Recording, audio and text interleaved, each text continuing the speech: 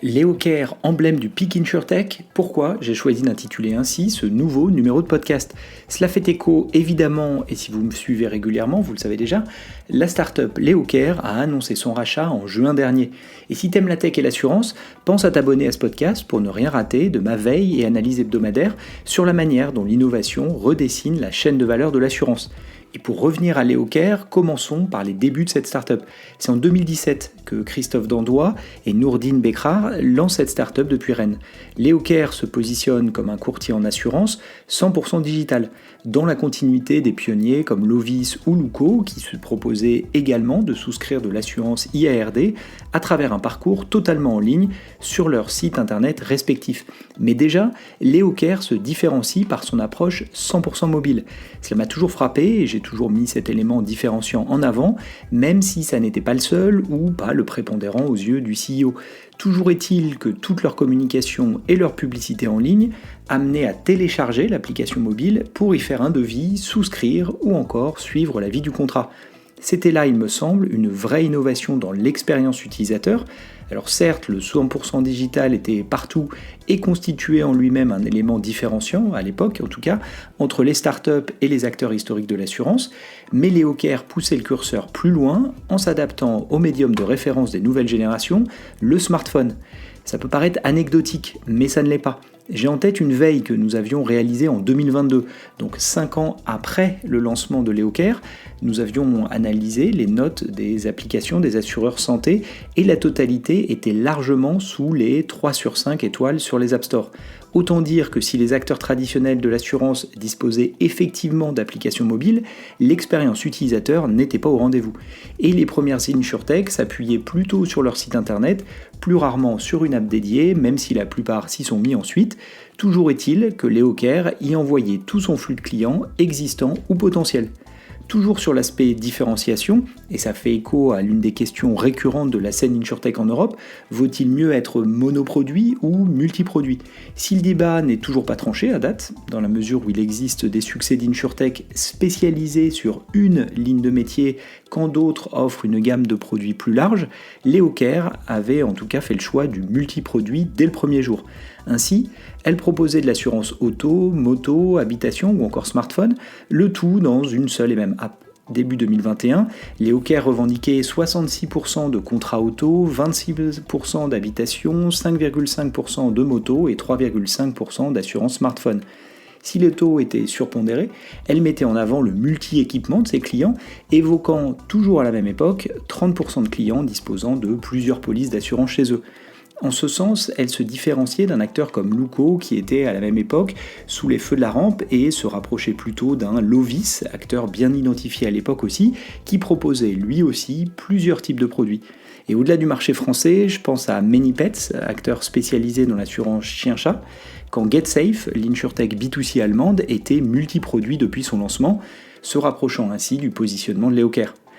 Enfin, Léocare a su innover sur les produits aussi. En effet, elle fut le premier acteur en France à lancer une police d'assurance dédiée aux propriétaires de Tesla. Le pack Tesla, c'est son nom, est une offre spécifique à ces types de véhicules électriques, alors que les ventes de ces véhicules décollaient en France et les voitures en elles-mêmes disposaient de caractéristiques et donc de risques très spécifiques qui justifient, selon moi, des polices d'assurance particulières. Le contrat designé par Léocare prévoit donc par exemple la prise en compte des vidéos enregistrées par les caméras à bord, les dashcams, en cas de sinistre, la couverture spécifique des batteries et des câbles de recharge, ou encore des franchises ajustées pour les pièces sensibles comme le toit panoramique. En janvier 2022, Léocare revendiquait d'ailleurs être l'assureur numéro 1 des Tesla Model 3 en France. Pour financer ces développements, Léocare a suivi une trajectoire assez impressionnante de levée de fonds, et c'est en ce sens-là aussi que j'ai choisi ce titre de podcast. La startup se lance avec une première levée de fonds de 1,3 million d'euros, elle lève ensuite 2,2 millions d'euros au sortir du confinement, mais c'est l'année suivante, en 2021, que les choses s'accélèrent. Elle annonce d'abord une série A de 15 millions d'euros en janvier.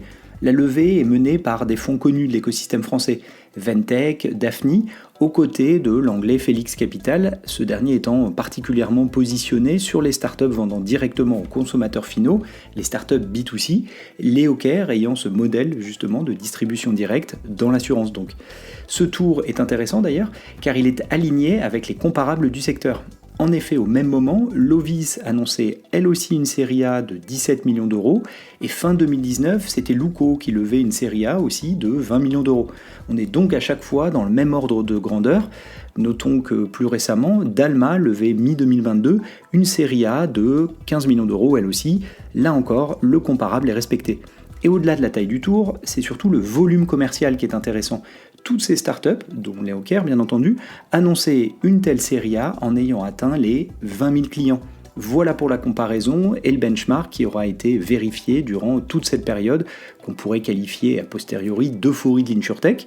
Et en parlant d'euphorie, ça n'est pas tout pour Leocare, puisqu'après une série A en janvier 2021, donc, la startup annonce en novembre de la même année une série B de 100 millions de dollars.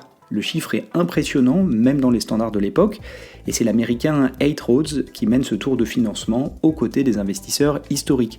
Alors certes, l'année 2021 reste comme la plus importante du point de vue des levées de fonds annoncées sur la scène InsurTech européenne, avec 2,5 milliards d'euros investis. Cependant, Leocare se positionne alors comme la 6e principale levée de fonds de l'année, devancée par les startups habituelles, WeFox, ManyPets, Alan, Shift Technology et Zego. Au plus fort des investissements InsurTech, ce que j'ai appelé dans le titre du podcast le Peak InsurTech, Leocare a donc pris la vague en levant le tour le plus important de sa catégorie. Par comparaison, au plus fort de sa notoriété, Luco levait 50 millions d'euros l'hiver précédent. Notons que cette levée de fonds était aussi l'occasion pour Leocare d'annoncer son lancement sur le marché espagnol. Et revenait alors le débat régulier, là encore sur la scène InsurTech européenne, de la pertinence de devenir un assureur de plein exercice en allant chercher l'agrément d'assurance pour devenir un acteur full stack, au même titre qu'Alan à l'époque ou Achille ensuite.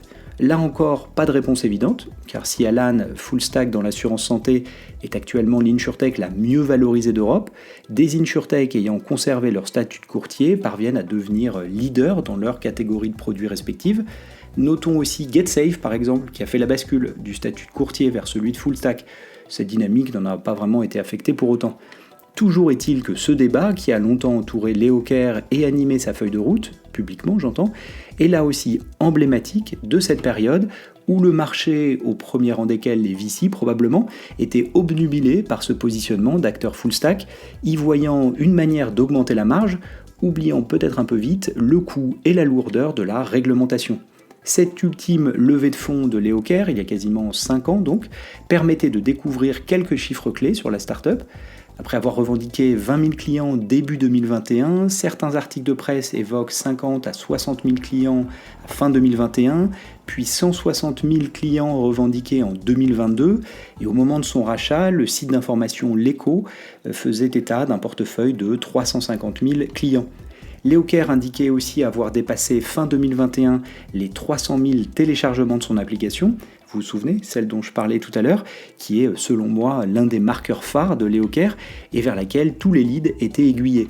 Leocare franchira d'ailleurs la barre symbolique des 1 million de téléchargements en septembre 2024, seuil qu'elle célébrera d'ailleurs avec une soirée spéciale, et au moment de son rachat, le chiffre de 1,3 million de téléchargements était évoqué.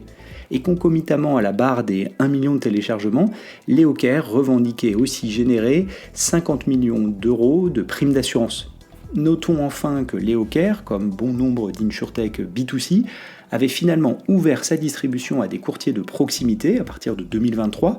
Elle revendiquait 750 courtiers partenaires à l'occasion de son rachat.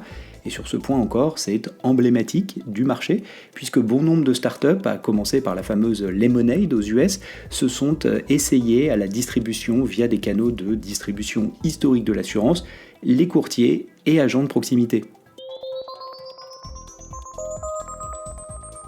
Après cette période d'euphorie, dans le secteur de manière générale, et dont Leocare a su parfaitement profiter pour peaufiner son equity story, le marché s'est retourné à partir de 2023 et les investisseurs ont déserté le financement de ce que je qualifie de croissance à tout prix, au profit de la croissance rentable. Les levées de fonds se sont faites plus rares et les startups ont autant que possible cherché à atteindre la rentabilité, notamment en réduisant plus ou moins drastiquement la taille de leurs équipes. Leocare n'a pas échappé à la règle, puisqu'elle affiche aujourd'hui 99 employés sur LinkedIn, un chiffre en baisse de 24% sur 2 ans. Et en reprenant mes notes, je vois qu'en avril 2022, il y a 4 ans donc, la startup affichait un chiffre similaire avec 89 employés. Et même si des leaders émergent dans plusieurs catégories, la dynamique des levées de fonds s'est tarie pour la plupart des acteurs B2C distribuant des produits commoditisés comme l'assurance auto ou habitation. Lovis n'a pas relevé depuis l'époque, GetSafe n'a pas relevé non plus depuis bien longtemps, et Luco a été racheté au tribunal par Allianz Direct.